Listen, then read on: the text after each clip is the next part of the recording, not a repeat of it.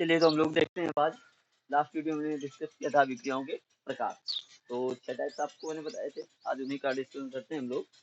तो सबसे पहली अभिक्रिया जो हमें देखनी है वो कौन सी है? योगात्मक अभिक्रिया। कौन सी देखनी है?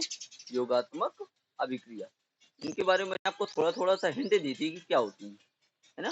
तो योगात्मक नाम से ही स्पष्ट है, योग का मतलब क्या होता है? जुड़ना।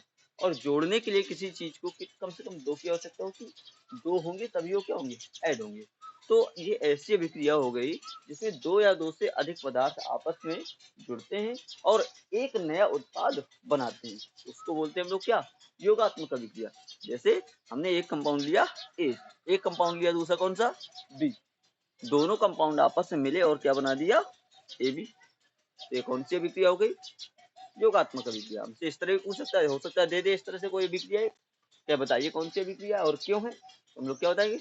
हाँ, एक पदार्थ है ए, दूसरा पदार्थ है बी, ए और बी आपस में मिल करके एक उत्पाद बना रहे हैं, तो अभिक्रिया कौन सी हो गई? योगात्मक अभिक्रिया, है ना। जैसे मैंने कल एक एग्जाम्पल आपको बताया था, किसका? नरसिंह भगवान का बताया था ना। और एक और एग्जाम्पल बताया था अर्धनारीश्वर का। अर्धनारीश्वर जानते ना, भगवान भोलेनाथ और माता पार्वती का एक कंबाइंड रूप है। तो उन्होंने भी क्या बनाया? उन्होंने भी तो योगात्मक अभिक्रिया ही की है। शिव और शक्ति दोनों आपस में मिले, कंबाइंड हुए, एक हो गए, तो क्या हो गया वो? योगात्मक अभिक्रिया। योगात्मक अभिक्रिया का मतलब ही क्या है? योगात्मक अभिक्रिया का मतलब ही है कि दो या दो से अधिक पदार्थों का आपस में मिलना और मिलकर के एक हो जाना। तो डेफिनेशन क्या बनेगी योगात्मक अभिक्रिया की? वह अभिक्रिया जिसमें दो या दो से अधिक पदार्थ परस्पर संयुक्त होकर एक उत्पाद बनाते हैं, क्या कहलाती है? योगात्मक अभिक्रिया। क्या डेफिनेशन लर्न हुई? एक बार फिर से देख लीजिए। जब दो या दो से अधिक पदार्थ परस्पर संयुक्त होकर के एक नया उत्पाद बनाते हैं, योगात्मक अभिक्रिया कहलाती है। तो इसका एक एग्जांपल देख लें। जैसे हमने ले लिया क्या? हाइड्रोजन और आयोडीन दोनों मिले क्या बनाएंगे? HI, hydrogen iodide. हाइड्रोजन और आयोडीन आपस में मिले बनाया क्या? Hydrogen iodide. हाइड्रोजन रिएक्शन को बैलेंस भी कर लो, हाइड्रोजन के दो हैं, आयोडीन के भी दो हैं, यहाँ पर दोनों के एक एक हैं, इसके आगे लगा दिया दो, तो दो हो गए हाइड्रोजन और दो हो गए आयोडीन। क्लियर बात? ले लें नाइट्रोजन, हाइड्रोजन बना दें क्या? अमोनिया। क्या बना दें? अमोनिया। नाइट्रोजन के दो हैं, हाइड्रोजन के तीन हैं, सॉरी हाइड्रोजन के भी दो हैं, N2 + H2 बना क्या? NH3। इसको भी बैलेंस करिए, नाइट्रोजन के यहाँ दो हैं, इसके आगे दो लगा दो, तो दो नाइट्रोजन हो गए। हाइड्रोजन कितने हो गए? दो का गुणा करिए कितने में? तीन में, तो दो तिया 6, तो हाइड्रोजन कितने हो गए? 6। यहाँ पर तीन का गुणा कर दीजिए, 3 दूना 6। रिएक्शन क्या हो गई? बैलेंस हो गई। तो नाइट्रोजन और हाइड्रोजन आपस में मिले क्या बनाई? अमोनिया। जब भी रिएक्शन बैलेंस करिए तो हमेशा कहाँ पर लगाते हैं कोफिशिएंट को? आगे। कहाँ लगाते हैं? आगे। कभी भूल से भी नीचे मत लगा दीजिएगा, है ना।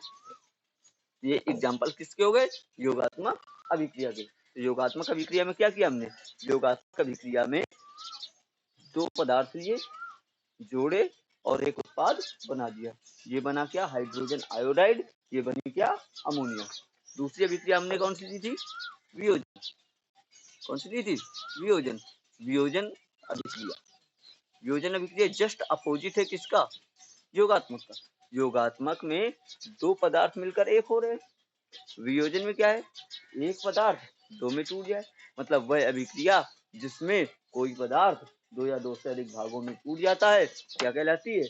वियोजन अभिक्रिया। देखिए एग्जाम्पल में देखिए, जैसे ए बी है कोई पदार्थ, वो टूट गया दो भागों में, ए और बी में। इसी रिएक्शन को मैंने उल्टा कर दिया, है ना। मैं इन्हीं एग्जाम्पल्स को यहाँ भी ये दे रहा हूँ ताकि आपको याद करने में दिक्कत ना हो। जैसे हमने हाइड्रोजन आयोडाइड को ले लिया, है ना, हाइड्रोजन आयोडाइड को लिया, वियोजन किया, इसको गर्म किया हमने। जैसे गर्म करेंगे टूट जाएगा किसमें? हाइड्रोजन और आयोडीन में, बैलेंस कर दिया। अमोनिया को ले लिया, अमोनिया को गर्म कर दिया, तो टूट गया किसमें? N2 और H2 में, बैलेंस कर दो। इसके आगे दो, इसके आगे तीन। क्लियर बात? ये हो गई क्या, वियोजन अभिक्रिया। योगात्मक में क्या था, दो पदार्थ आपस में मिलकर के एक उत्पाद बनाते हैं। वियोजन में क्या है, एक पदार्थ दो या दो से अधिक भागों में टूट जाता है। बात क्लियर। इसके बाद बात करें किसकी, अब प्रतिस्थापन अभिक्रिया की। किसकी, प्रतिस्थापन या विस्थापन अभिक्रिया की। जो हमारी प्रतिस्थापन या विस्थापन अभिक्रिया है, इसके लिए मैंने आपको कल बताया था, क्या बताया था कि जो अधिक शक्तिशाली होता है वो अपने से कम शक्तिशाली को क्या कर देता है, विस्थापित कर देता है। तो प्रतिस्थापन अभिक्रिया के लिए हमेशा एक सिंपल सी डेफिनेशन अगर आपको याद रखनी हो तो क्या याद रखेंगे, याद रखिए, मीना, क्या ये, Meena always replace Leena. Meena always replace Leena. वैसे मीना लीना, ये मीना लीना कहाँ से आ गई, केमिस्ट्री पढ़ रहे हैं, मीना लीना कहाँ से आ गई, आ गई। मीना का मतलब क्या है, मीना का मतलब क्या है, और लीना का मतलब क्या है। मीना का मतलब है more electro negative atom, more electronegative atom.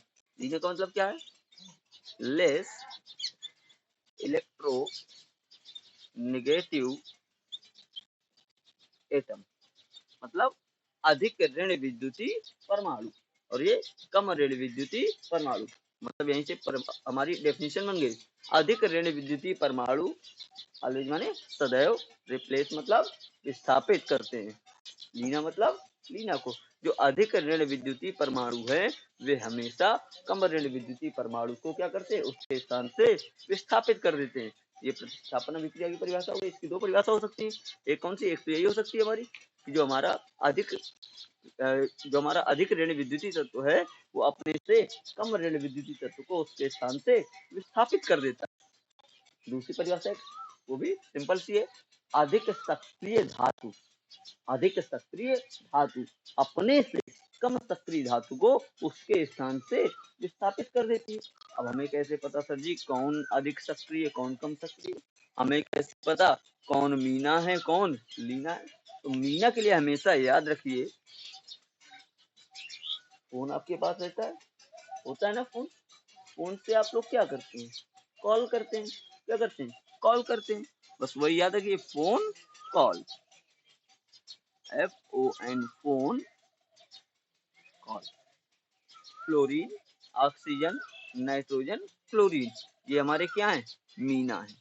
क्या है ये, मीना है। कैसे मीना है, मतलब फ्लोरीन की विद्युत ऋणात्मकता सबसे ज्यादा होती है, उसके बाद ऑक्सीजन की, फिर नाइट्रोजन और क्लोरीन की लगभग बराबर होती है।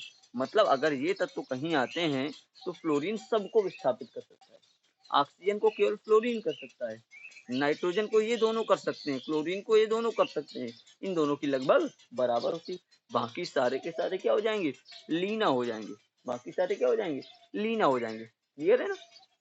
अब धातुएं कैसे कौन सी सकती हैं, तो इसके लिए हम लोग आगे तीसरे चैप्टर में पढ़ेंगे विद्युत रासायनिक श्रेणी। क्या पढ़ेंगे, विद्युत रासायनिक श्रेणी।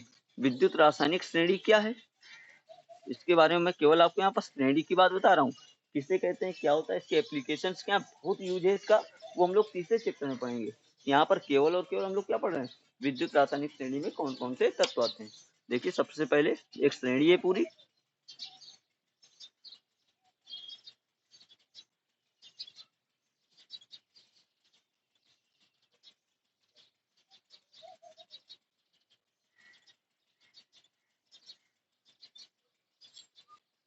मैं इधर लिख दे रहा हूँ आपको दिखेगा नहीं, इसके नीचे जो यहाँ लिख रहे हैं,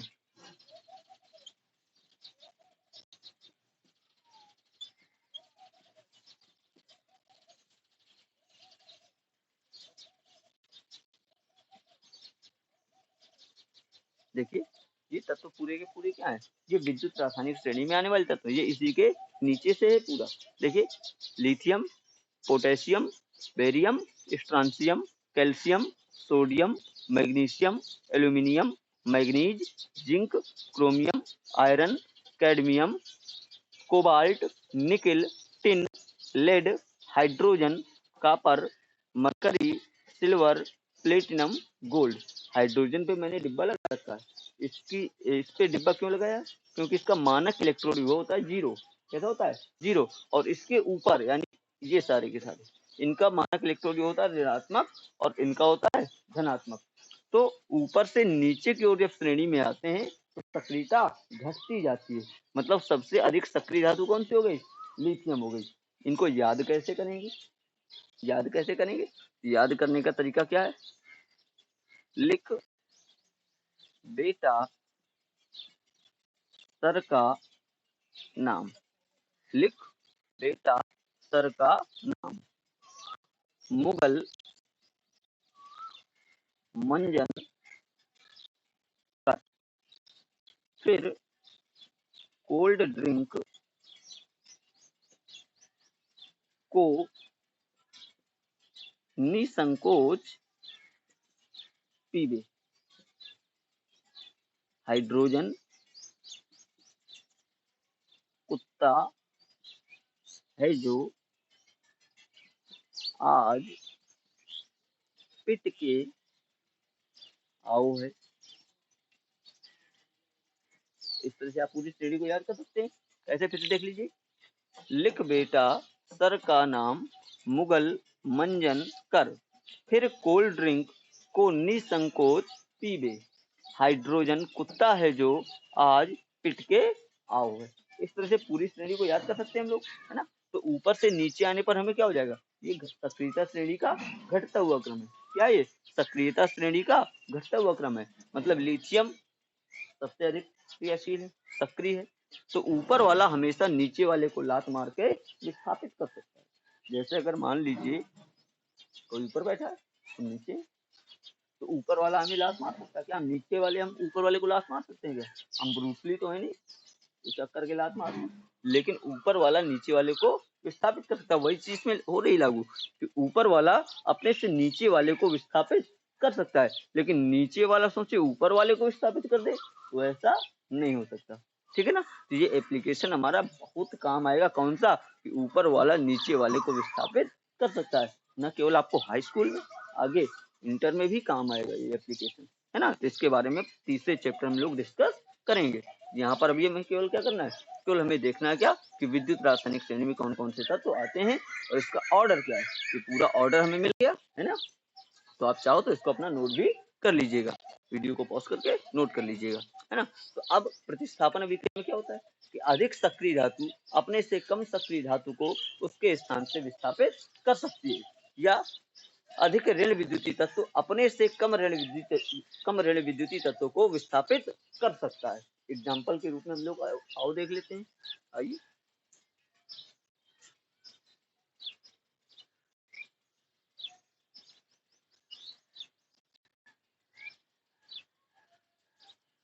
देखिए, मान लीजिए एक अभिक्रिया है ए बी प्लस सी, ठीक है ना। तो सी गया और बी को विस्थापित कर दिया, तो बना क्या? ए सी प्लस। तो यहाँ पर सी ने क्या किया? बी को विस्थापित कर दिया, सी ने बी को विस्थापित कर दिया है। तो ये अभिक्रिया किसका एग्जाम्पल हो गई? प्रतिस्थापन अभिक्रिया। जैसे CH4 है, Cl2 से क्रिया हुई, क्लोरीन गया, इसके उसको विस्थापित कर दिया, तो CH3Cl। ये कौन सी हो गई? विस्थापन अभिक्रिया। तो निकल गया क्या? HCl अलग निकल गया। तो यहाँ पर क्या हुआ है?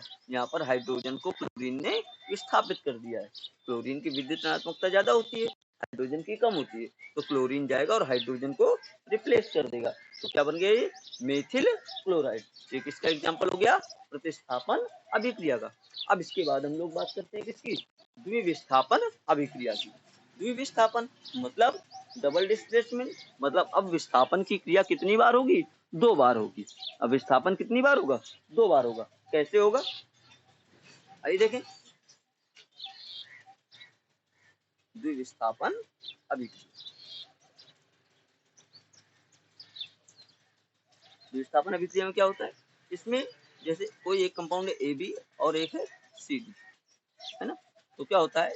इसका आयन इसके आयन को विस्थापित कर दे और इसका आयन इसके आयन को विस्थापित कर दे। मतलब बन जाए क्या? AD plus BC, AD plus BC, या CD भी लिख सकते हैं हम लोग, CD है ना। ये हमारे दो टीचरों के नाम हो गए, एडी और सीडी। एडी सर हमें फिजिक्स पढ़ाई करते थे, सीडी सर ये हमारे कला के एक अध्यापक हैं, हमारे साथ में पढ़ाते थे। तो क्या हुआ देखिए, ए बी और सी डी में से दोनों के आयन क्या हो रहे हैं, एक दूसरे को विस्थापित कर रहे हैं। और एक दूसरे को विस्थापित करना कितनी बार हो रहा है विस्थापन, 2 बार।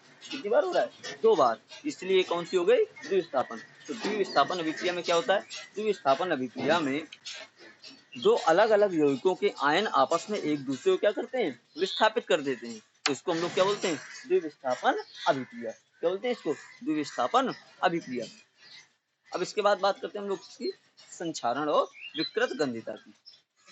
विकृत गंधिता, विकृत गंधिता के बारे में मैंने आपको बताया था कि जो तेल युक्त खाद्य पदार्थ होते हैं, तेल युक्त खाद्य पदार्थ होते हैं, तो गर्मियों में अधिक समय तक रखे रहने पर उनमें एक विशेष प्रकार की गंध आने लगती है और वो खाने योग्य नहीं रह जाते हैं। उसको बोलते हैं क्या, विकृत गंधिता। विकृत मतलब बुरी, गंधिता माने गंध, मतलब जिससे क्या आने लगे, बुरी गंध आने लगे।